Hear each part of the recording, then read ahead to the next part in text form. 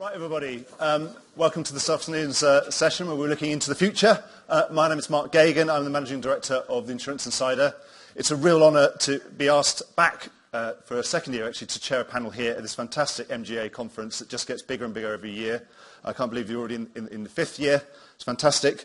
The Insurance Insider, of course, we put on loads of events of our own, and my commercial director loves that because they make profits, generally. But actually, as journalists, we always value industry events that are by the industry, of the industry, for the industry, because the MGA exists for a very good reason, and you're all here for that reason. And so, in fact, we always think that industry events are particularly more valuable. And so that means we're always much more grateful to be invited along to them and to be part of them. So, and I'm also conscious that there would have been a long time in the past when perhaps journalists from the Insurance Insider wouldn't have been welcome in the room, let alone in the privileged position of sitting up here talking to you. So thank you very much to Peter Stadd and Charles Manchester and all the MGA team. And I promise I'll try and behave myself while I'm here. So we've got a good long session, about an hour and 15 minutes. We're going to be using Slido. I know some of you've already seen all this morning. Slido is the interactive software for asking questions. If you haven't done it already, you've got the Wi-Fi code here is, the Wi-Fi server is Hilton Honors. There is no password there. You just press connect, and then I think you have to agree to some terrible terms and conditions, and then you're on. And then go to slido.com, or slido.com, or www.sli.do as well, also works. And then you've got hashtag MGAA 2018. And then you'll be faced with, there'll be questions, and there's also a poll that we're going to be running. So the poll the question is, what are the major perils, or what are the major dangers that your business is facing? So I'd invite you to sort of get your phones out. The great thing about Slido is, of course, back now this is the future. In the dim and distant past, we used to allocate very valuable time to a random show of hands. It doesn't seem to make any sense. Someone would get a microphone, you have a delay while someone gets a microphone, then the microphone doesn't work, or they turn the microphone off, and then somebody asks an incoherent question, and we wondered why we allowed them to have a question. But this is completely, and we're going to run this very, very democratically. In this system, you can ask your own question, and what often happens, even someone like me, I ask lots of questions at events all the time, but actually it's quite hard to articulate a really good question. With this system, when you go on, see the questions, you can see that someone else has already thought of that question that you were thinking of asking about, and they've actually formulated it in a really, really articulate way. And if you can, in social media sort of style, you like their question, then the ones that are liked the most will democratically rise to the top of my list. And I promise you that if it's at the top of the list, I'm going to ask it. I'm going to ask the most popular ones. So the only other thing is, it does mean a slight culture change in that, up until 2 or 3 years ago, it would have been rude for you to be playing with your smartphone in a conference, and now it's not rude. Actually, it's compulsory. I want you to do it. So instead of reaching up your hand and putting up your hand, you actually put your hand in your pocket and get your phone out. It's a culture change, and we're all going to get used to it. But it really works very, very well. I'm sure you saw in the morning session. So I think that's all of that. To business today, we're all about thinking the unthinkable, trying to look past the day-to-day and imagine an insurance landscape 10 years into the future. So, what are the risks that our customers want to manage and mitigate, and what products is the insurance industry going to provide to them to help do that? Are we going to is technology going to help us get over our current challenges, or actually, of course, is it going to bring along lots of new challenges with it, with hacking and other things? And how's regulation going to keep up with all of that? And how's that going to change? So to answer these big questions, we've got a fantastically well-qualified and diverse panel.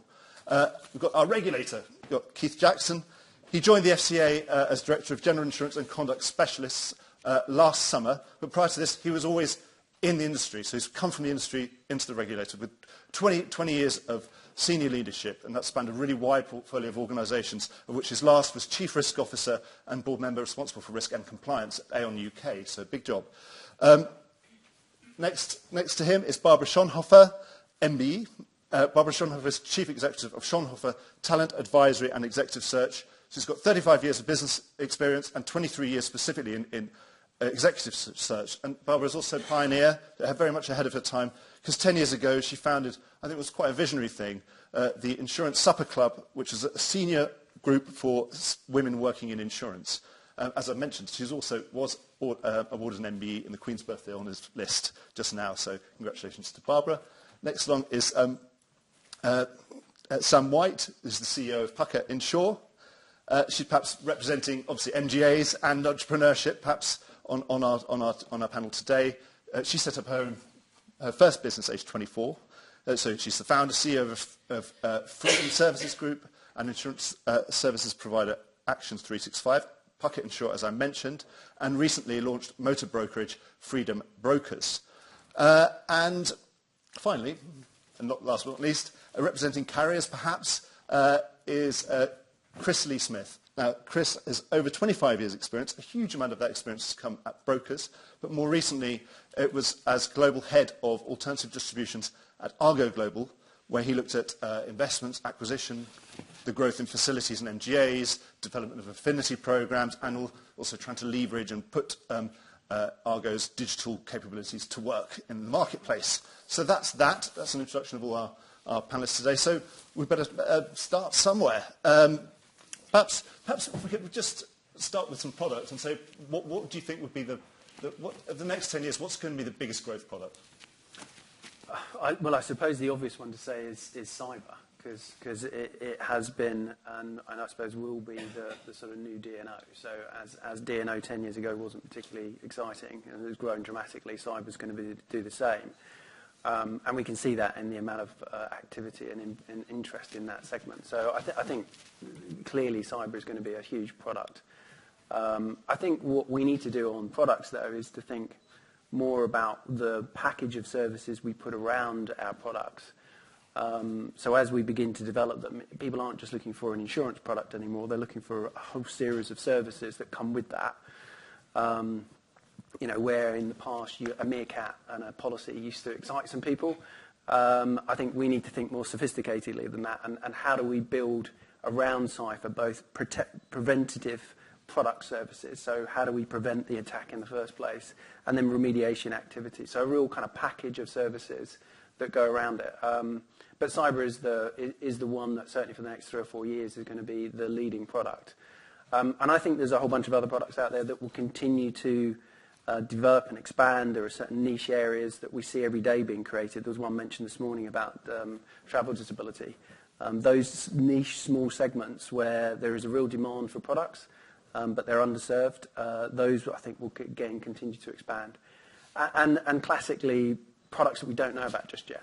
So there's going to be a whole bunch of new products that will come out over the next 5 or 6 years that we need to be considering what the demand is for those. So I see, the headline, it's cyber. Ms. Sam, you're an entrepreneur. Why aren't you already in cyber then? I'm looking at it, actually. It's funny you should mention that. And interestingly, I had a conversation a couple of weeks ago with a business that provides the preventative technology. So exactly as you say. Cyber is such a massive area to underwrite. Actually having the products that help manage the risk for the consumer, I think, is really important.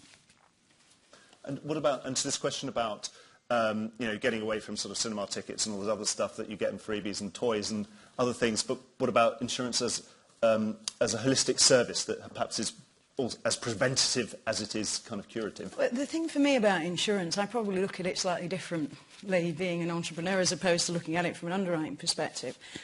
I think of insurance as doing two things. One, rectifying someone's position when something goes horribly wrong. But secondly, it's about managing people's fears.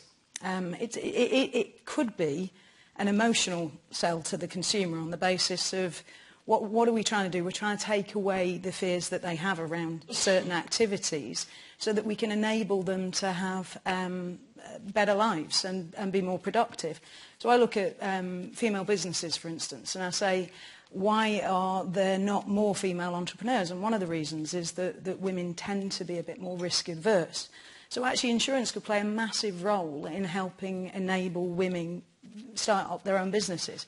And that's about finding out what they're scared of. For me, that's, why wouldn't you? And one of the things women will say is they're scared of meeting the payroll.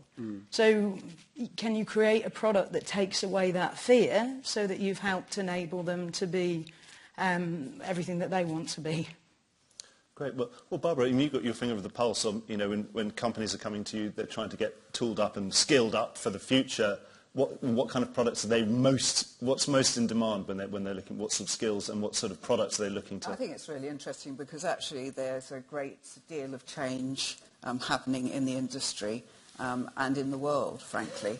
And the MGAs, I think, are taking a very positive stance in this because you can lead the market in innovation, and I think that the industry is looking towards you for bringing some of those new ideas. So going back to your question, Mark, I think that companies are very much looking for behaviours, and we're having different dialogue in the last 12 months, say, from business leaders around diversity, having diversity of thought, and looking at product in a different way, looking at risk in a different way. And so we've based everything we do for the last 8 years on behaviours. And so we are now talking to business leaders about the behaviours they want in the role and getting the right DNA in order to bring the different thinking. Yeah. So, we've done an analysis of the behaviours over the last 12 months, and they are around change, around influence, and very much around resilience and new thought that reflects the customer and client base. Keith, as a regulator, I know that you've got a lot on your plate in terms of regulating what we've got today, but I know you're doing a huge amount of work preparing for the future. So where's the most of your resource and technology and investment going into what you believe to be the things that you're most going to have to regulate in the future, and presumably in a different way? So in terms of new classes that you're most sort of keen on getting on top of? Yeah, and if I just build on a couple of the points made already, the development of just basic sort of household products, the sort of detection technology building. I think from a consumer perspective as well as it's marvelous at building trust from customers, rather than seeing us as one firm we would describe as reluctant compensators, as the sort of reputation. I think as an industry, the trust level is low. I think moving into that space, I think, is potentially marvellous for the industry. And, as a byproduct, because it's got a customer service, that keeps the regulator happy. So in a sense, part of our job is to stay with and enable. We don't pretend we've got all the answers, far from it. We're learning like everybody else is, and actually to be able to stay alongside firms and understand what they're doing. In terms of your specific question, where are we seeing? I suppose some of the short-term areas of focus, and we can probably get into a discussion if required. Data is critical, the use of data in pricing. And I think that to me is an area of, again, has potential benefits for customers, also has potential risks. And I think as an industry, we need to tread carefully. So that's an area which is very front of mind at the moment. And are you looking at artificial intelligence at all, Keith? I would say an interesting question from the regulator's point of view is how could something like an algorithm treat customers fairly? And would you have to have your own sort of regulatory algorithm to combat it? Let's an FCA robot. Yeah. Why not? Scary. And then you could have a dispute resolution mechanism where you make a claim in real time, you get it rejected in real time, and then you make an appeal in real time, and then it has adjudication in real time. If I could and then you get fined in real time. Yeah. I don't know. Straight out your bank account. No, provided the algorithm is prepared carefully, we get systematic accuracy. So actually, from a regulator's perspective, that's potentially a good thing. I think the area, and again, if I just go back to pricing just very briefly, obviously we're doing pricing practices at the moment. One of the areas we're looking at is firms' oversight of their pricing models, and general insurance pricing factors can be quite complex and difficult. And actually, in a traditional sense, looking at boards to the extent, and senior management to the extent that they understand and are in control of the factors that they're using to price the products is an interesting debate. If you add in a sort of artificial intelligence in pricing, in a sense, if the algorithm, if the intelligence is fixing its own algorithms as you go, that does pose quite an interesting questions for boards in terms of how they stay comfortable. And to Barbara's point about diversity, and diversity of thought, diversity of experience, I find that quite a daunting concept, and I sort of feel reasonably literate. If you've got sort of, if you've got others with less experience, where do boards get that level of comfort and experience that they can actually stay with the technology and understand what it means in practical terms for their customers? I think it's a challenge for all of us to explore.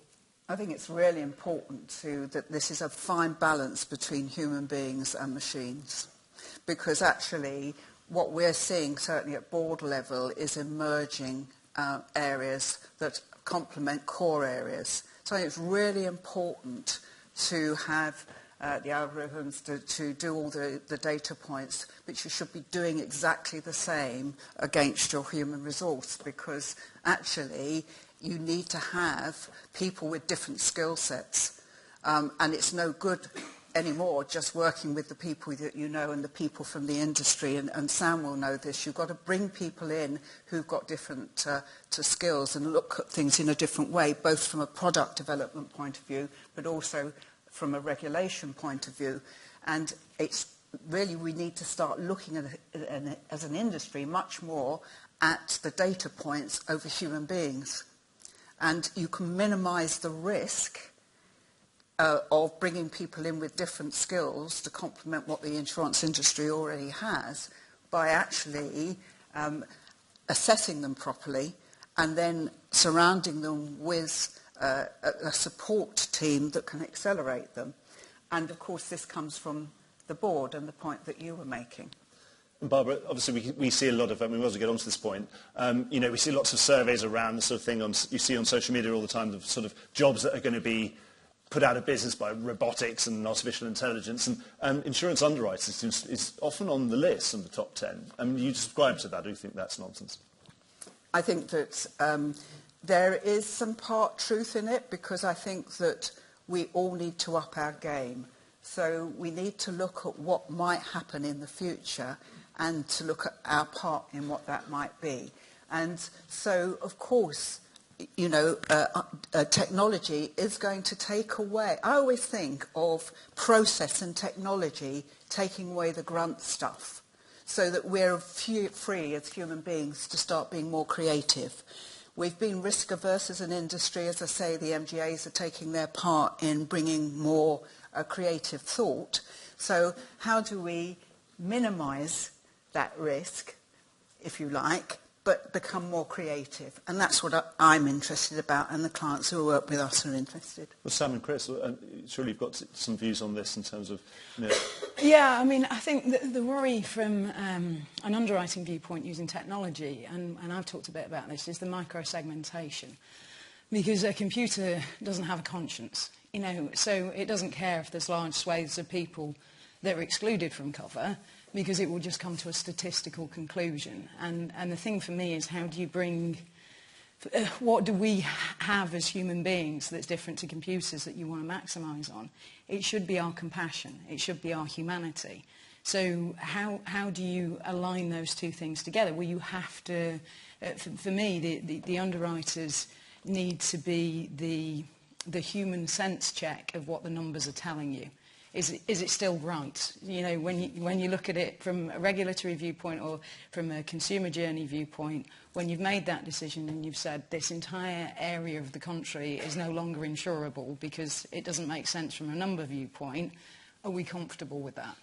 And that's the bit where I think, as Barbara says, you've got to make sure that your management team, the decision-making process, is fundamentally human. Yes, but underscored. So yes, but supported. Mm. So, I think inevitably technology can play a big part in underwriting. Will it ever do away with the underwriter? Well, in certain lines of business, I'm sure it will.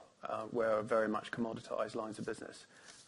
Totally take your point that you need to have a conscious someone looking at that and making sure there's oversight of it. But really, I think the vast majority of the toolkit can be used just to make them smarter. Make them smarter, make them more efficient, and provide them with data points that they don't currently use or don't currently have. And that, hopefully, will make the industry better and smarter. And I take your point about micro-segmentation and the potential defranchising of certain individuals in groups who can't get insurance as a result of it.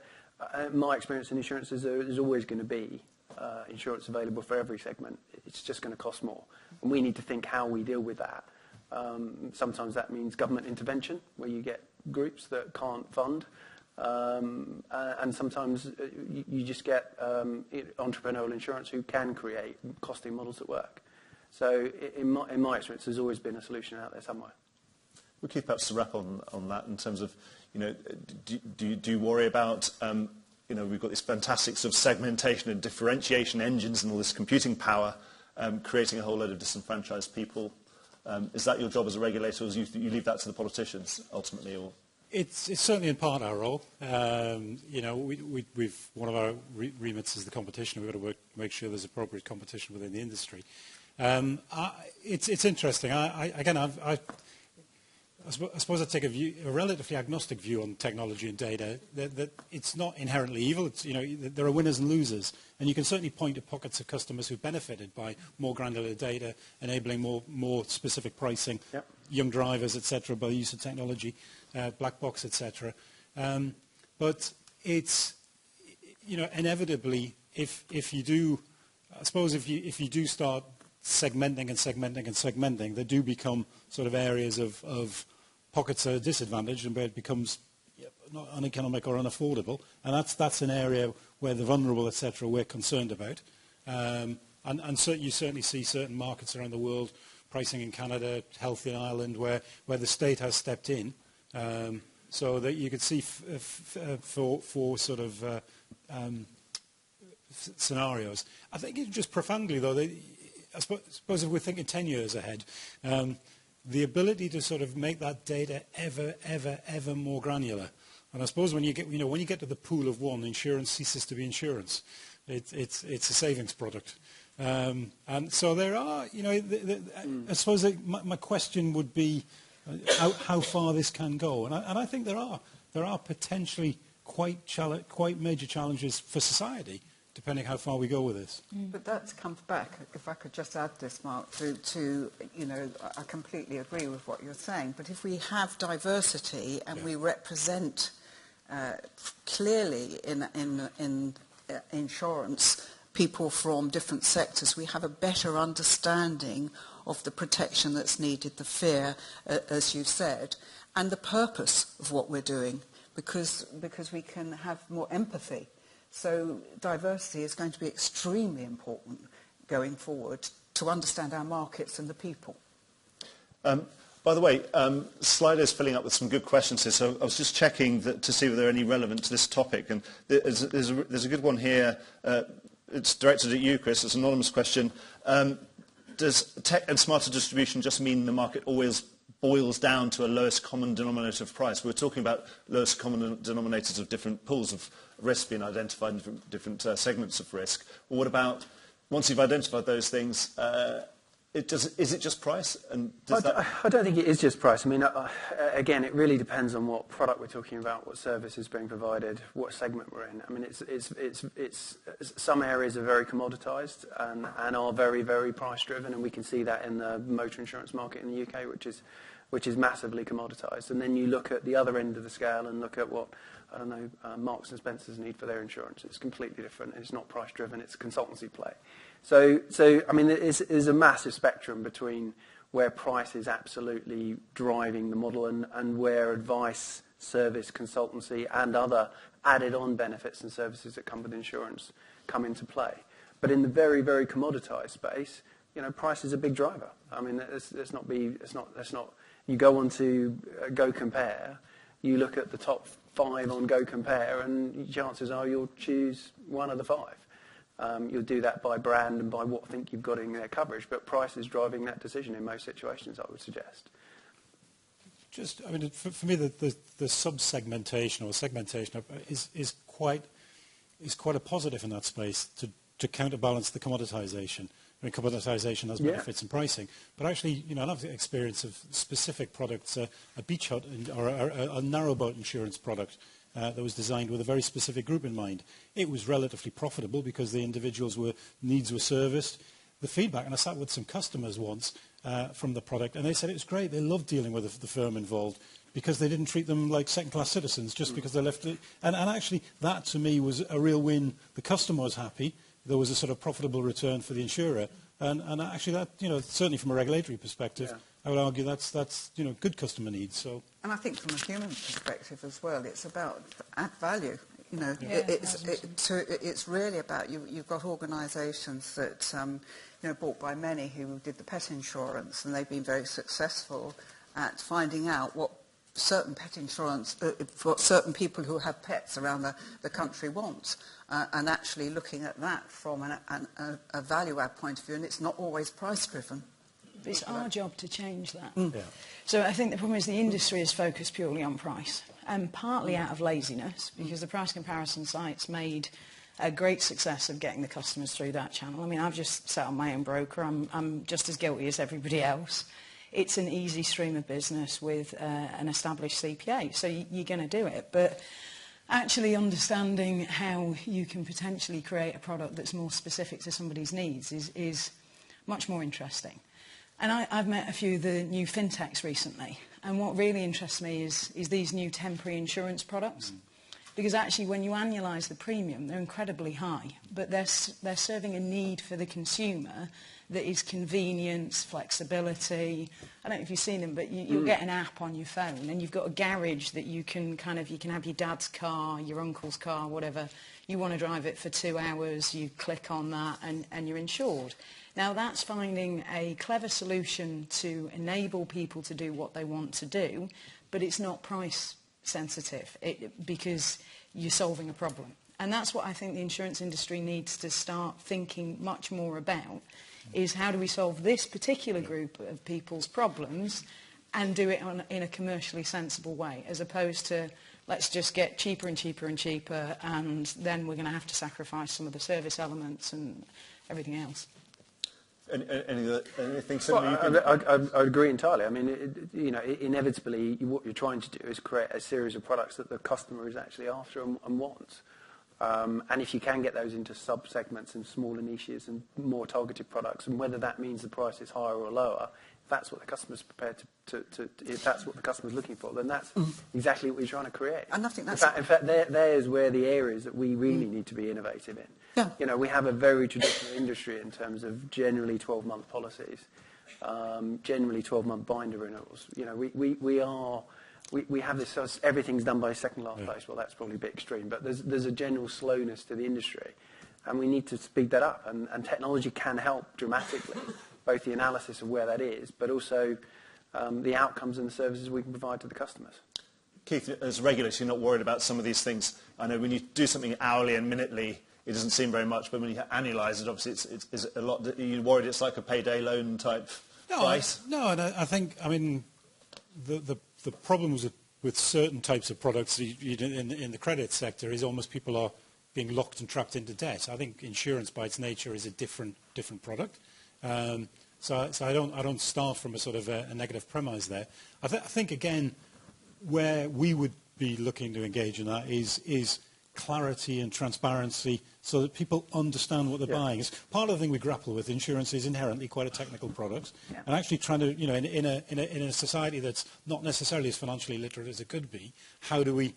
And if I put my hands up, some of the regulatory interventions aren't always necessarily helpful in terms of the communication. So how do we use technology to work in a way that actually can explain to customers in a very clear and simple way what the product is, what the pricing is, what the alternatives are, and provided it's done in that way, and that's very much in the sort of sandbox space where we're working with effectively small experimental samples where how can I put it, the risk of getting it wrong is relatively limited, but trying to work with firms as to what might work in that space. So, there's a challenge for us there as well, as to sort of, if new products, the sort of the same old regulatory mechanisms might not be the appropriate solutions. And I think with the regulators as well, Mark, it's working with the human side of it and the behaviour side of it, because actually what we want, as you say, is transparency. And at the end of the day, it's about collaboration and purpose, isn't it? So what's our individual purpose? What's the purpose of our company? And actually, what are we trying to achieve here? Yeah. And working together to understand what that is and bust some of the myths that go on, I think. Yeah. And I think that's people's frustration. I mean, certainly my frustration. I think, as an industry, we need to be outcome-based. Yeah. I think the regulator needs to be outcome-based as well. And I think some of the paperwork is way too overcomplicated and people just don't read it. See, they actually end up less informed because they look at it and they go, I've now got 10 pages to read of stuff that I didn't understand in the first place when it was 3 pages. So you're not getting that messaging over. I mean, I'm working with my team at the moment to kind of try and find that balance. I like the idea of having like a simple front sheet. I appreciate we've still got to have all the other documentation at the back. But actually, as a consumer, what do I want to know? I want to know what I'm not covered for. You know, what I actually want to know is the big things. So if you've got a heavy excess on the policy, it should be right at the front so people can see it. Absolutely. That for me, from a regulatory, customer journey, industry basis, we've got to actually simplify the messaging to the consumer, not make it more complicated. On this point, actually, I go out to lots of InsurTech events and we do events of our own, and I would like to keep abreast of that. And obviously, there's a generation of InsurTech entrepreneurs that are young, and obviously they're very much into the whole gig economy. And there's been a great correlation where InsurTech, with the kind of minutely, hourly policies replacing the sort of the annual renewal inefficiencies. But that's for the gig economy, for the delivery driver, or that kind of thing. Is that missing actually the bigger prize? Or how big an opportunity do you think is servicing, as an entrepreneur, servicing the gig economy? And how big an addressable market will that be in 2028? And because obviously if we're all going to be in the gig economy in 2028 or 2058, then obviously it is exactly all we have to do. But how big an opportunity do you see it? Do you see it's huge. Just a small segment, or do you think it's going to get bigger and bigger and bigger? I think it's going to get bigger and bigger and bigger, for a variety of different reasons. People they're kind of stepping away from a lot of the traditional structures that we're used to. And as such, the way that they want to live, the way that they want to manage their lives. I mean, I'm looking at, and we're way off this, but I love the idea of the officeless workspace. I think people want to feel like their decisions are their own. If you want to empower a workforce and really kind of take them to new heights, they want to feel like they're in control of their own destiny. And having the ability to work from anywhere in the world and manage your own workflow and do all of that sort of stuff is very appealing to people. So, I mean, when I'm doing some business in Australia, for instance, and I went over there, and you talk about, is it just the gig economy? But actually things like, there's a company over there that's Airbnb for cars. So you look at that as how's that affecting the overall economy, but also even for, you look at the green issues.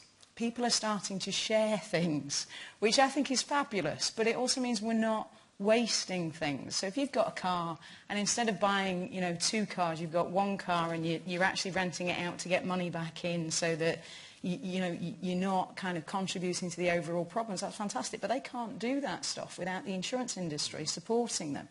And the biggest frustration, I spend a lot of time with the InsurTech guys, and they've got some great ideas and products that are beneficial to society, they're beneficial to the consumers. They cannot get the paper. And I can't sit there with them and say, yeah, we can solve this problem, because we've got certain rules in the industry that we're just not prepared to bend on. And that then creates this situation where you could have a solution to the problem that helps the business, that helps, all of us, but we can't seem to get past that. Well, Chris, this is laying the problem at your doorstep. and Keith, unfortunately, I'm going to have to agree with you because generally we aren't very good at that. As an industry, having spent a lot of time with some of those tech firms as well. I mean, Bought My Many is a great company, and Stephen's got some great ideas about what he wants to do in terms of next. And there's a bunch of others out there that've got the same thing. And we unfortunately tend to look through a track record. We look through the last 5 years of trading, and if it hasn't got good trading for the last 5 years, we're not prepared to do it. And we need to change that. I think some of that model is fundamentally challenged from an insurance industry perspective as well. But fundamentally, we're just not that good at it, and we need to get better, quite frankly. We're quite a risk-averse community by the nature of what we do. I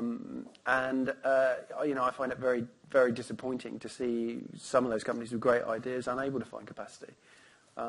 But it's because we have a very traditional way of looking at the performance. Unless we know what the ultimate's going to look like, we have difficulty insuring it.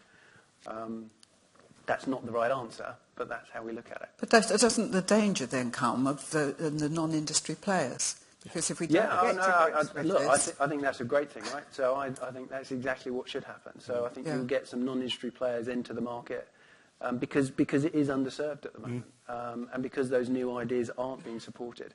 I was talking to a tech firm the other day, and they had a great idea around motor insurance, which I thought was a real, very interesting way of approaching it. And they fundamentally came to the end of that kind of conversation was, well, we're now an MGA, we've got the distribution, we really like the idea. Actually, we're going to have to capitalise our own insurance company because that's the only way we can actually get paper. And that I know those guys. That seems like an extreme way of doing it, but that's actually what they're having to do because the market just doesn't. That's not in all situations, and that's not all markets. It's probably a generalisation, but certainly it's a challenge for us.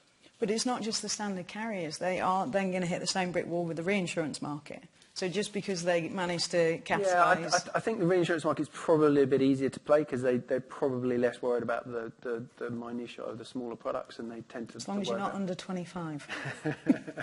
as long as they tend to be more kind of big picture stuff. But definitely the insurers, it's an area that we need to get better at. We need to be prepared to leverage the tech that's out there, believe in some of these products, and get behind them. Well, Keith, you mentioned Sandbox, and it always makes me quite pleased when I go to one of these InsurTech events. There's often some from the FCA, and they're not to put too fine a point on it, Keith, they're a lot younger than you or I, and they jump up at the shout out in the end and say, "Come and play in the Sandbox." Is there more you could be doing? I mean, or are you frustrated with these guys? You wish they would come and play in the sort of Sandbox more and get on with it? No, I think, the uptake's been really good. We've had a lot of firms, it's financial services wide, but certainly, in the insurance sector, we've had a lot of interest. I suppose, and this is probably personal, not regulatory, I share the comments before. I worked in heavy engineering many years ago, and there's not much of it left these days.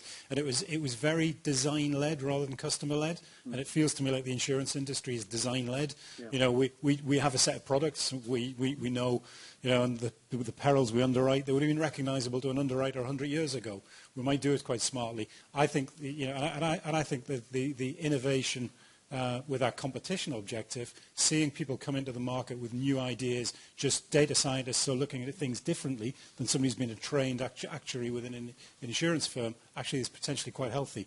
It has disruptive capacity, which is something we've got to work closely with, but we're not sort of philosophically averse to it, quite the reverse. That's probably a sign of good competition in the market, and that's why we're trying to find ways to work with these firms to enable them to operate. Just before we move on from sort of pure technology, I was just looking through the Slido questions, so keep going on, Slido. You're doing a really good job, by the way, everybody out there. A very specific question on blockchain. We're talking about 2028, Vision 2028. Blockchain, this is to all of you, blockchain, rather than just simply tinkering with tech, will insurers and MGAs have embraced public ledger technology by 2028, do you think? Maybe yes or no. Well, I suppose the ideal answer would be yes, you would have hoped they would have done. Whether that's actually going to happen or not, I don't know. But, yes. What do you think? Would you have done it? Well, I have very limited understanding of blockchain. I did watch a TED talk on the train on it and felt that I'd got some understanding of what they were trying to achieve. I think the thing for me about blockchain is that it could be phenomenally beneficial to the insurance industry, because anything where you've got a lot of complexity and a lot of different commissions going out in different ways through different supply channels, and you can give it a level of transparency to that, it would be hugely beneficial. I think the challenge is, as an industry, we're not very good at collaborating, and we're not very good at sharing. And one of the constructs of blockchain is that you have to be prepared to go into an environment where everybody puts their information in. So I looked at it from a supply chain management perspective, from a claims perspective, which is where I think it has the most value in our industry. But you would have to get the whole of the supply chain to be prepared to sign up for that blockchain journey. So, you know, somebody like Aviva, maybe with the power that they've got behind them, would be able to kind of force that change through. But I think that will be one of the biggest challenges, is getting people to actually kind of collaborate and participate in the process. I think with the human resource side, you also, you know, you've got to have people who understand the technologies in a deep and meaningful way, but also can translate that into the commercial business. So, you know, we're seeing emerging roles really around that communication, because it's really important about the collaboration side and why one should collaborate, and being able to communicate that effectively. Keith, you got any views on blockchain? Yeah, again, like many, it's sort of probably a balanced view, or a two-sided view. One, I can certainly see it being beneficial from a consumer perspective. Well, I mean, one of the live examples is FF, edge delays, which are claims almost detected and paid automatically. Well, that's a great thing from a service perspective. I think that does throw up some sort of data concerns there in terms of, you know, the protection of the data within the network. That you know, I certainly as a consumer would want to know sort of comfort in terms of who has access to that data. You know, the data itself becomes a very powerful thing in its own right, and the ability or appetite for people to sort of hawk that around for value without permission. It's not a good, you know, it's not saying it's necessarily, if that can be done and I can get some benefit from it, and then I might want to, but I want to A, understand, and B, give over permission. But this is happening everywhere, Yeah, isn't it? And if you're looking now at cyber, and I'm told that the CEOs now, the biggest thing that's keeping them awake at night is cyber risk. Yeah. And when you look at the claims in cyber, I understand that it's mostly because people, about behaviours, so people in the businesses are not being sensible and opening things when they've been told 10 times not to open them. And so, you know, to me, this is everywhere. It's in the ether that we're breathing at the moment. And if we get too hung up, sorry, from a regulation point of view, around that, and what about the cloud? What about everything else that we're dealing with? You know, all these apps that are coming out that, you know, you think are safe, like WhatsApp, but is it really? So I think it's all around us, isn't it? Perhaps we're talking about the future. We're always talking about the value chain. Obviously, MGA is a big part of the value chain. We mentioned, Chris, we already kind of touched on the subject. We said perhaps, you know, some of the capital providers at the higher end, the reinsurers, are less bothered by the detail, look at things in the aggregate.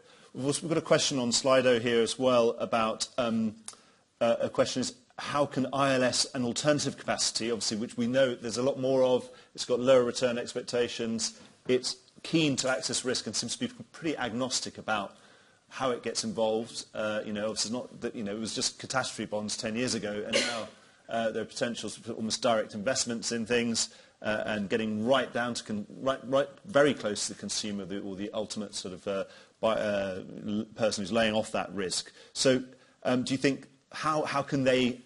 How will, in the next 10 years, is that likely to happen more, and how is that likely to actually manifest itself? So it's a great question, because I think it's absolutely on point. So the value chain in insurance is being disrupted. There's no question about that, and it has been for a while.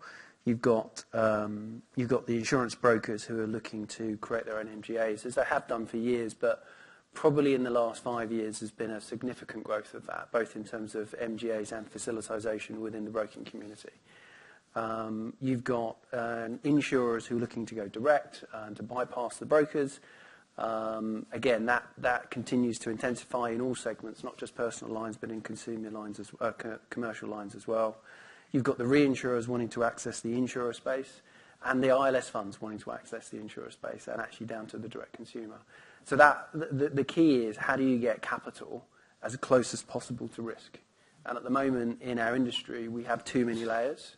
We have too many people involved in all those different layers, adding what I would say is extra cost all the way through that process. So what we need to figure out, how you get the cheapest form of capital, which ILS probably is in the marketplace by quite some way, directly down to the consumer level. And that will actually change the shape of the industry, I think, going forward. The ILS market is a $900 million market. I mean, it is colossal. It is agnostic in terms of, as long as it's not, US, Florida property, which probably fills up most of its portfolio, but as long as it's non-US Florida property, it's very attractive business for them. So, I would expect the ILS funds and the reinsurers to want to gravitate much more towards direct. And those guys, be it either brokers or insurers, are going to be fighting all the way for that value chain. And so you think there will be disintermediation in some parts of that value chain? Inevitably. Is it inevitable, do you think? I'd agree. I think it has to be. There is too much cost. Point, if we're removing friction, if all the technology is making everything really frictionless, maybe it doesn't matter if you have 200 people in a value chain. If you went, today you go from a retail broker to an insurer to a wholesaler to a wholesale MGA to somebody else out the back. If that was so efficient, so it was all on the blockchain, would it matter? Still would it matter cost. less, surely? You've still got costs, you've still got people. But speed and no friction. I think But there's no point in recreating that model. You're kind of creating technology to replicate an existing model that actually is not an efficient model. So why would you do that? Surely the new model must be the one that actually is the most efficient and the most effective way of deploying capital into a risk environment. Keith, do you think about this from a regulatory perspective? Yeah, twofold. One, the value chain in general. I mean, it's probably been it's fair to say, a fairly hot topic in terms of delegations of authority, use of appointed reps, just the whole control through the value chain. And I suppose my sort of slightly bland answer on that would be whatever the value chain is, we expect appropriate control and clarity. I think in terms of the specific thing about ILS, as a conduct regulator, broadly speaking, I think I'm neutral on the basis that provided the customer, the end consumer, has got clarity over what the product is and there's no deterioration in terms of the service they receive. I think if we're a prudential regulator, patently that's, what's the quality of the capital, but that's just an extension of the current debate which takes place. So provided there's no deterioration in the prudential risk, and provided the service to the customer is things, actually I can be very comfortable in that space. So I mean, just on ILS, everyone was expecting major rate rise going through the reinsurance world, which would then flow through to the insurer and the customer last year when all the hurricanes hit. Everyone was expecting that. It didn't happen. And it primarily didn't happen, in my view, because the ILS market stepped in and took up most of that extra. The only real rate improvements that I saw were in the affected territories of the hurricanes themselves. So there was no great global rate increase. That was a shock to the industry. I think everyone was expecting rates to generally go up, which ultimately would have been bad for the customer, because that would have flown through from reinsurance to insurance through to the customer. And that didn't happen. And it's because the ILS market was able to step in and continue and fill what was going to be a very big gap in the marketplace. I think it's clear that it's not going to be the same going forward. And, this we're going to see this more and more, and that's what we're about in stepping back and having people that can step back and who are smart and capable of looking forward as to what might happen next, rather than doing it because historically we've done it in that way. And I think that was an eye-opener, and I think there will be plenty of other eye-openers happening. So, again, looking this sort of 2028, obviously if the value chain is under strain, which parts of it do you think are going to be most likely to buckle? Which parts are going to be most likely to buckle? I think there's going to be erosion of it. I think, as I say, lots of players are looking to either move up or down the value chain in order to grab security in what they're doing. And it will be the winners of those who move up and down the value chain will be the ones that are successful in it.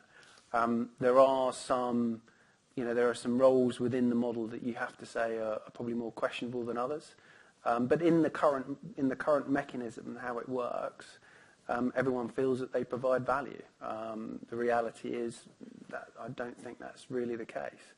And as I say, ultimately what you're trying to do is get capital as close to the customer as possible. If you do that in the purest sense, then there's lots of layers that come out of that process, quite frankly. So Sam, it doesn't really matter where in the value chain, but if you're not adding value, you're probably not going to be there. Is that the point? I completely agree with that. Yeah, and I think that's the question you've got to ask yourself, is what value are you bringing to the table for the consumer?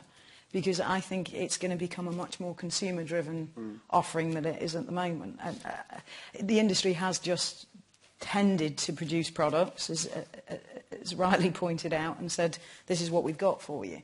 If actually consumers are asking for something else, I don't think it's parts, when we say parts of the value chain, I don't think it's parts of the value chain, I think it's types of business. And if businesses stick with the traditional model, with the traditional approach, then they will be a casualty of this.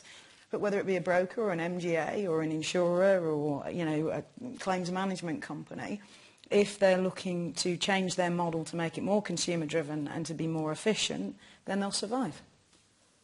And a lot of that will come down to the human beings that they work with. And I come back to this behaviours, because if we just look at the, if you look at experience only and you only hire for experience, we're just going to be looking back the whole time. So how do we mitigate the risk of bringing new skills in and new people to look at things in a very different way? And we're going to need that more and more. And actually, you have to look at people.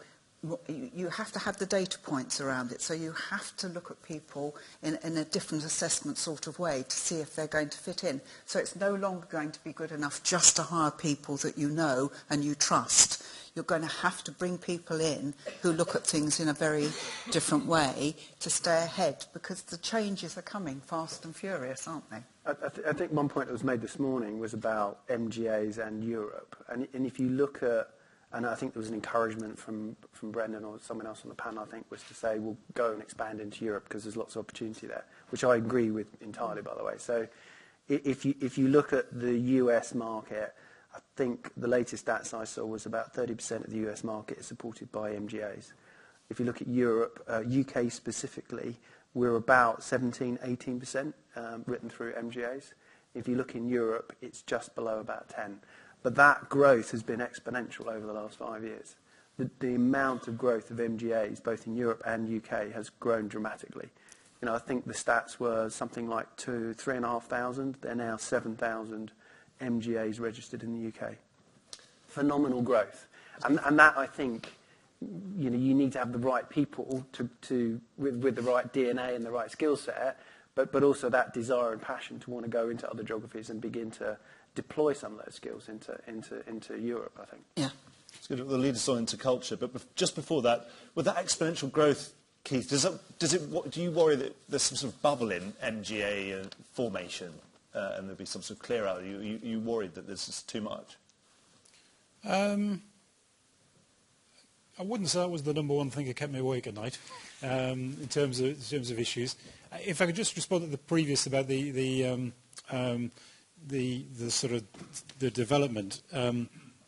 I think that in terms of the supply chain, you know, rather than sort of seeing parts of it taken away, I think we'll see a general efficiency of the supply chain with increased automation. And just to be sort of candid from a regulatory perspective, you know, our senior management regime is about accountability. We won't hold the machine accountable. We'll hold the individuals accountable, which does rather play to Barbara's point about, you know, having the right kind of people that can actually exercise control, understanding through what will be turbulent changes. So, you know, from a regulatory perspective, we're in exactly the same place, albeit for a slightly different reason. Good. Just going to have a quick pause to remind you that we did start a poll, and there's definitely more than 57 people here. But 57 of you have so far interacted with the poll, and we'll come back to this right at the end, but I thought we'll give you a kind of half-time score with the poll, or we were just over half-time. But the question was, what are the most dangerous risks to your company in the coming year? It was, is it pricing, disruptive technology, none of the above, cybersecurity or regulation, or all of the above? And all of the above, which has got a 33% score at the moment, is winning by a long way. Pricing, second with about 1/5 of the vote. Disruptive technology is a little bit behind again, about 1/5 of the vote, and then 15% on none of the above, and these are not problems at all. Cyber, oddly, regulation 7%, beating cyber is a big worry, which surprises the hell out of me. I don't know, maybe it's been a long time since we had a big attack, but anyway, if it was the day after the next sort of, viral attack, then I'm sure this would change. Anyway, I'm going to go back to the questions, but we'll go back to that at the end, so make sure you interact with. Actually 4 people voted just as I said that, so that's got more interest. So there we go. Now, we've been dancing around culture, and here on the slide a couple of good questions for you, Barbara. I think you should lead off on this. We talk about cultural change, and we've mentioned that reticence of the incumbents to embrace different ways of doing things, and that difficulty of getting the sort of suit and tie, grey-suited culture in with the ones, with the younger crowd. So we've got, can cultural change be driven from within, or will incumbent players just be better off by founding separate units and disrupting themselves, or just waiting to be disrupted from outside? And also, it's a similar question, it's around talent. So to ensure the market has the best talent in the future, what should we be doing to work hard to engage with those younger people, which we presume are likely to be more disruptive? I think it's really, really important because actually we have to be more welcoming as an industry, and what we want to do is we want to benefit individuals and allow them to grow and develop, but we also want to benefit our corporations, if you like, our businesses. And so actually to have culture change, can we drive it from within? Certainly we can. You have to have the desire to do it, and that is to have attractive places to work that look diverse, that look different, that bring energy into the room. And so, it's a combination really of a company becoming much more welcoming and for really encouraging diversity in and diversity of thought. How do we do that? Well, we do it by taking a much more database structured approach to how we build teams and how we integrate those teams and how we accelerate individuals to be the best they can be and to help the corporation be the best they can be. So it's actually very, very doable by a few small interventions, but it has to come from the business leaders. The business leaders have to desire to do this. And, we see with working practices can change, and we've seen that even with the rail situation in the UK, because certainly now when I go to my car park in Headcorn, there are far less cars now than there were before all the disruption, and people are finding they can work remotely.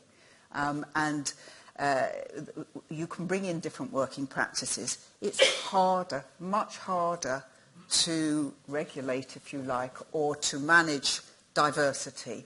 But if you get it right, it will help your bottom line. Sam, I mean, you're not an incumbent. I'm not. I'm the poster child for diversity. So you've got a greenfield site. You can build this sort of Eden that people can attract people to. So what do you think? No, so it's interesting. I mean, the fundamental thing for me is that we have to remember that we, biologically, we're tribal. And the problem with that is that we feel very comfortable seeing what represents us in somebody else. And anything that's different to that's scary, and it goes all different ways. So when I first walked into an insurance room, I had the natural anxiety because I'm northern, I'm female, I'm slightly gobby, I'm not particularly traditional, and I walk in and there's a sea full of seats and my suits rather, and my initial reaction is I don't fit in here. Now, that's not necessarily the case. It's just a tribal response that you have to something that's different. Now, in my business, what I have to overcome is not filling the room full of female, northern, gobby, incumbents, because that won't help me either. And actually, I go out of my way to hire people from different areas of the country, different backgrounds, because I genuinely, passionately believe that's how I will grow the best business possible.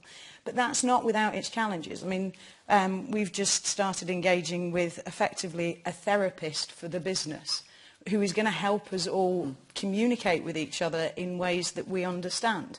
Because you can get such a lot of miscommunication just because of different styles.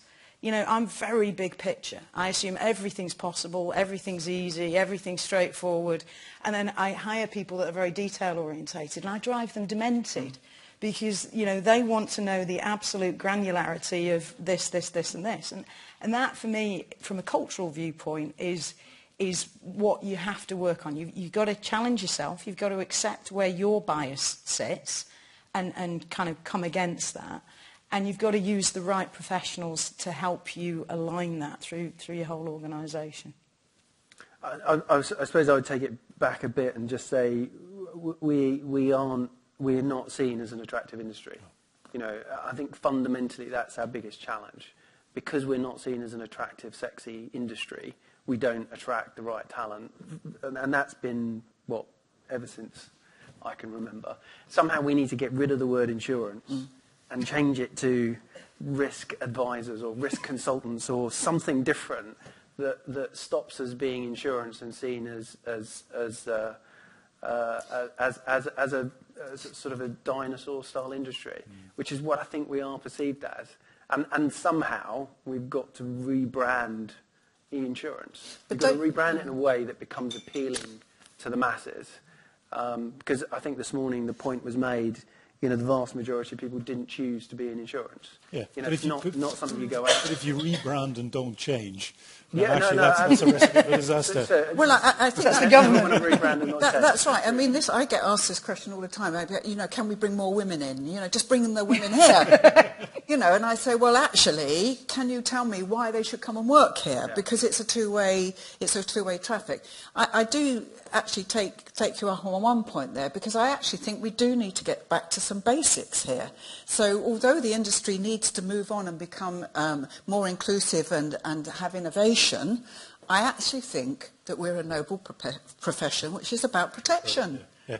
And I think that actually if we owned that and we loved it and we had purpose and we knew what that was about, that would be very attractive. Yeah, no, I don't disagree. I mean, I think some of the things that we don't sell ourselves on is that, you know, no building would ever be built, no ship would ever sail, no business would ever prosper without insurance. Absolutely. They're all prerequisites to actually getting the economy going and moving. And yet somehow we're seen as the what was the comment you made earlier? Reluctant compensators. Yeah, the reluctant compensators. I mean, it's annoying, and it's one of those things that we need to figure out how we do it better. We need help.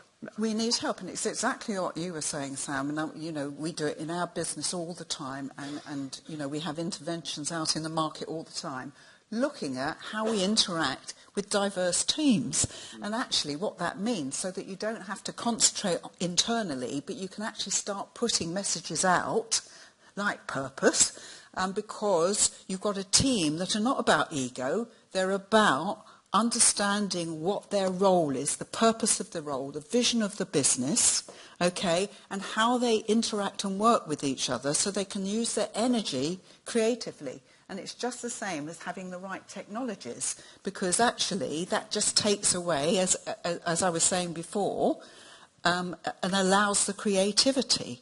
So that's what we've got to get back to. We've got to get back to some real good fundamentals of what this industry is about and this profession is about.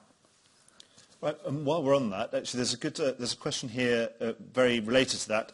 Obviously this year was the first time we've had, in the UK, we've had the gender pay gap data being reported, and it was, we did some work in the Insider actually on that, and translating that specifically to the insurance industry and looking at some of the sort of top you know, we sort of ranked the insurance industry for the ones that had reported in the UK for that. So we're looking at 2028. Is the gender pay pack the wrong way around. Gender pay gap, goodness me. Will it be wiped out? Is it going to be zero? Not a chance. No, not a chance. It won't be wiped out. And you know, you can understand why. It comes back to what I was saying before. We're tribal. So if the people in power at the moment look a certain way, are from certain backgrounds, they're naturally, it's not, you know, it's not some mass conspiracy. It's not deliberate. if that group of people happen to be from a different background or different gender or different, they would be choosing the people that they felt comfortable with as well. I completely agree with Barbara on this. You've got to change the behaviours. You've got to look at how those teams are interacting with each other to actually promote the change. I'm kind of on the fence with the whole kind of positive discrimination, because I'm not sure you get the outcome that you intended. But I certainly don't think it's going to be resolved in yeah.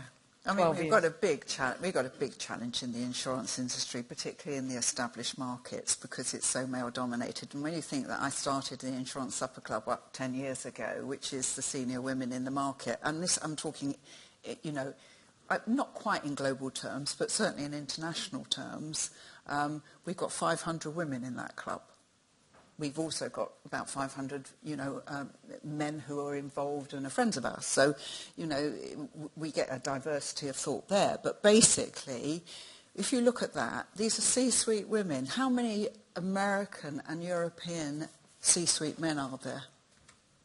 When you start to think of that, that's the enormity. So positive discrimination is very, very challenging, because actually, if we're scaring women off, and we know that they leave the industry in their droves at the age of 28, and it's not about maternity, actually, it's about choice. If you look at that, then you've got a reducing number of women who are getting up into the more senior roles that could have the pool to choose from. Absolutely. And so what do? There are three things you can do. You can either forcefully promote and hope for the best, or you can go and find the levers, the long-term levers, and entice them back as an industry. We need you. Or you go outside the industry and you get completely different people from that diversity perspective. So I say to women, stay, we need you, it's going to be all right. And I say to male leaders, start to look at what this really means for you going forward, because women, taking women, for example, the pay gap, women hold up half the sky. I think we're 52% in this country, okay? So we've had to learn to do things in a different way. We've just had to. So whether we're left-hand side to the brain or right-hand side to the brain, or whoever we are, our blueprint has changed. That is valuable now to this industry, because actually if we're more inclusive, we will get different thoughts and different ideas coming through that will help the industry in a collaborative way take everything forward. But there's layers to this challenge, isn't there? Oh, yeah. I was in an FCA board meeting on Friday afternoon with some non-executives and fellow directors. I think all the non-executives and 4 of the 5 directors were female. So I was sat there in a minority. What did it feel like? Threatening. Wise man. But actually, when I did reflect on it, tick on the gender diversity, I did think about the sort of diversity of experience around the table, and it was fairly white middle class experience. And again, so for me, this is always the brow, never the summit in terms of this journey. We've just got to keep challenging ourselves to sort of have we got the right experience. It is absolutely the complexity, but just one point I'd like to make here is that women are promoted for attainment. Have you done it? Men are promoted for potential. Can he do it? And the issue that we're facing here is, until we understand that complexity when we're hiring and promoting people, we're not going to change anything. So we are actually missing out on some really good potential by not promoting people, women particularly, for their capability and their future capability. We need to think as an industry very carefully about that. And as a regulator, is there any developing view that more diverse companies are better? Yeah, I mean, I think, just as a matter of credo, we talk about our own culture program, and certainly, in a sense, we have the debate whether we're part of the problem in a certain sense, because there's been quite a clear regulatory focus on technical ability, post some of the banking crisis, and did they have the right skills around the board. which can be an excuse to get more grey suits, grey head sort of around the table. Actually, what we're saying is, yes, you need technical expertise, but technical expertise in isolation without a whole diverse sort of experience, particularly through the changes we're going through, as an industry, actually it would be a very limited mindset. So we sort of released a series of cultural essays fairly recently, again, which was an attempt to sort of broaden the debate out. Not sort of, the trouble is, if you look at it through a regulatory lens, you end up with a tick box or quota mentality. And what we're trying to do is encourage a dialogue within firms. How do you feel you've got the right level, particularly from us, particularly at the board level, the right level of experience and diversity of experience? Chris, you've been very quiet. Is that? No, not at all. I mean, it's been a fascinating conversation. In all the organisations I've worked for Marsh, Willis and Aon, and just recently Argo. All are taking that subject very, very seriously. All are doing as much as they possibly can to promote the diversity and inclusion agenda. And it's a difficult thing. It's not something that can be solved in, as Keith says, there's multiple layers to it. It's a difficult thing to fix. And it's going to take a generation for us to work our way through it, at least, I would have thought.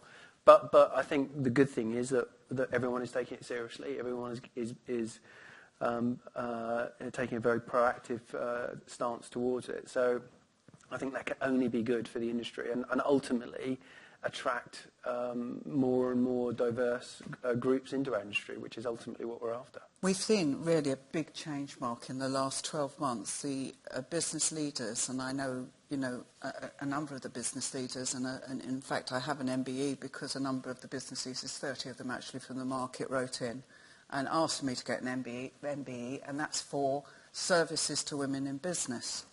And what I've noticed in the last 12 months is there's been a difference in dialogue. So it's gone from why do we need to change, why do we need to be more inclusive, why, to how. And that's been a definite shift. So the male leaders, and I know the organisations that you have just mentioned, most of them are actually corporate members of Supper Club for that reason. And when they become corporate members of Supper Club, we ask them to sign the Women's Finance Charter. So actually there's real intent. And now we have to all group together, because basically we were talking about this earlier, Sam, about selfish intent. We all are self-interested, okay? And really what we're talking about here is bottom line. It's how do we increase the bottom line, how to become more commercial in what we do, and diversity will bring greater returns. I lied to you at the beginning because I'd said I was going to operate an absolute democracy, and actually what I have been doing is I've been dipping in and out of Slido to fit the questions, sort of fitting the topics that we're actually talking about at the time to make it flow better. So I've got time for one last question, and it's just the top-rated question, the one liked by most people, and it's to Sam. I gather, I wasn't here this morning, but there was a poll on unrated security, and I think there was a large majority of practitioners said they would recommend not doing it under any circumstance. So what's your view on MGAs that underwrite with unrated capacity? Can they be relied on to pay claims in the future? And talking of the 2028, will they still be here in 2028? Well, I hope so. One of my capacity providers is unrated, so I'd be a little bit upset if they weren't. I think it comes back to what we were discussing before. It depends on the quality of the business and the due diligence that you've done around it. I understand the nervousness. There's been some pretty public displays of businesses that have been unrated, that have collapsed and have caused problems for consumers. But that doesn't, you can't tar all unrated providers with the same brush. Yep. And what I do find with the unrated capacity providers is that they are entering into areas that potentially the traditional insurers won't. So you've got that balance from an innovation viewpoint. I was going to just echo that, which is I think the unrated markets tend to be more entrepreneurial, more willing to go into segments that the traditional markets won't go into. And that fulfills a need, and it's very difficult. And sometimes, when you have an insurance need, you're trying to support the community, you're trying to support the businesses.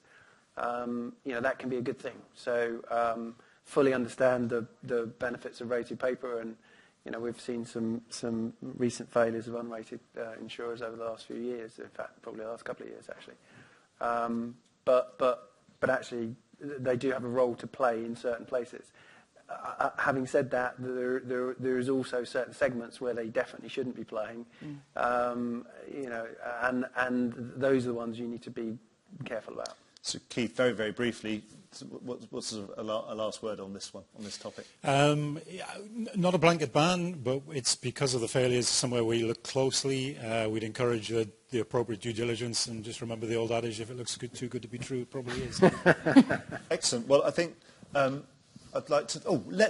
before we go, we've got to have a quick look at the final polling. We had 69 votes, and nothing much changed. We ended up with all of those perils, which were pricing, disruptive technology, cybersecurity, and regulation. All of them, you're going to have to worry equally about all of them. That's the winning ticket. Pricing of any of the single perils, the things people are worried about, 1/5 of people were worried about pricing. Disruptive technology, 16%. None of the above, not worried about anything, 16%, which is odd. And cybersecurity just came neck and neck right at the end with regulation bringing it up. So it only remains for me to thank all. I'd like you to bring your hands together for all these panellists. I think it's been fantastic. It's made my job very easy. And we're just going to have a 10 to 15-minute break, and then we'll be back in here for drinks just out there. Then we're going to be back in here to hear from Robert Hiscox to close to the day. Thanks very much.